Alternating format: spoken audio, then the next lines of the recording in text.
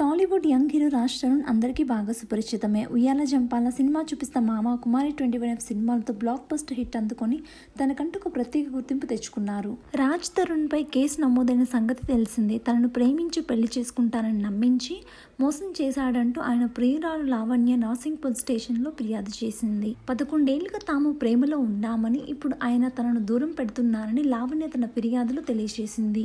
ఇక తనకి న్యాయం జరగాలని డిమాండ్ చేస్తోంది. ఈ నేపథ్యంలో రాజ్ తరుణ్ రియాక్ట్ అయ్యారు. లావణ్యతో రిలేషన్లో ఉన్న మాట వాస్తవమే అని చెప్పిన ఆయన, ఆమె డ్రగ్స్ వాడటం మొదలుపెట్టిందని, ఇంట్లో డ్రగ్స్ తీసుకోవద్దని ఎన్నిసార్లు చెప్పినా వినలేదని చెప్పారు. ఇక తన పరువు పోతుందని ఇన్నాళ్ళుగా సైలెంట్గా ఉన్నానని, ఇంట్లో ఉంటూనే లావణ్య తనని టార్చర్ పెట్టిందని రాజ్ తరుణ్ అంటున్నారు. సినీ హీరోయిన్తో రాజ్ తరుణ్ ఎఫైర్ పెట్టుకుని తనను వదిలేశాడని, రాజ్ తరుణ్ని వదిలేయాలని, లేదంటే చంపేస్తామని సదరు హీరోయిన్ తనను బెదిరిస్తున్నారని తన కంప్లైంట్లో పేర్కొంది లావణ్య.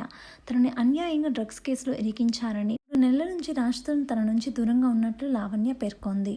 లావణ్య ఫిర్యాదుకు అసలు కారణం హీరోయిన్ మాల్వి మల్హోత్రా. ఆమె రాజ్ తరుణ్తో కలిసి తిరగబడరా సామి అనే సినిమాలో నటించారు.